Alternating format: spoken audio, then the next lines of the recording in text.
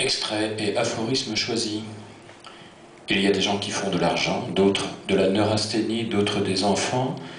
Il y a ceux qui font de l'esprit, il y a ceux qui font l'amour, ceux qui font pitié, depuis le temps que je cherche à faire quelque chose. Il n'y a rien à y faire, il n'y a rien à faire, il n'y a rien à faire. Vous pouvez compter sur moi, je m'en charge. Danger, se fatiguer de réussir. Ceux qui disent « j'ai bien fait », j'ai mal fait, tout de même, qu'est-ce que vous avez jamais fait? Je supporte plus facilement ma misère dès que je songe qu'il y a des gens qui sont riches. L'argent des autres m'aide à vivre, mais pas seulement comme on suppose. Chaque Rolls-Royce que je rencontre prolonge ma vie d'un quart d'heure. Plutôt que de saluer les corbillards, les gens feraient mieux de saluer les Rolls-Royce. Penser est une besogne de pauvre, une misérable revanche.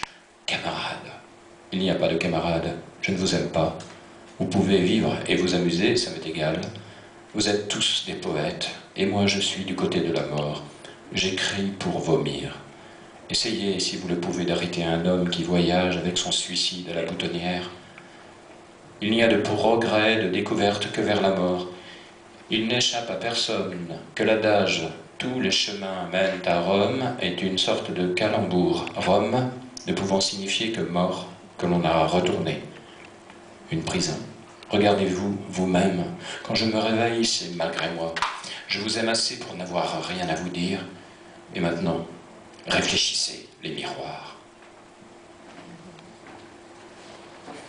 Dans cet extrait du chapitre intitulé « Les saisons d'Ada », j'évoque un trait singulier et peu connu de Rigaud. L'épigraphe est signée Marcel Duchamp.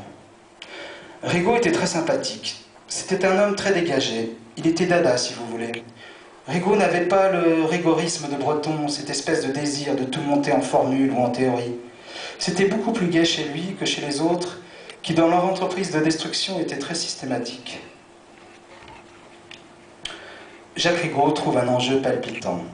Confier sa vie au hasard combinatoire de l'éparpillement de petits cubes à 6 faces.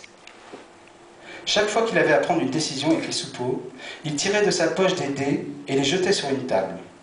Et selon la combinaison des chiffres, choisissait la décision. Il avait ainsi choisi des amis, même si parfois il désobéissait au signe du destin. Rigaud devient un homme dé, ou homme de hasard, tel le héros du roman culte de George Power Cockcroft, paru en 1971, de Dice Man, où un psychiatre new-yorkais décide volontairement de laisser les dés prendre en charge l'ensemble de sa vie. Jacques-Émile Blanche témoigne également de la fascination de Rigaud pour les dés, ces maîtres de l'aventure qui lui indiquent les routes à suivre selon les combinaisons.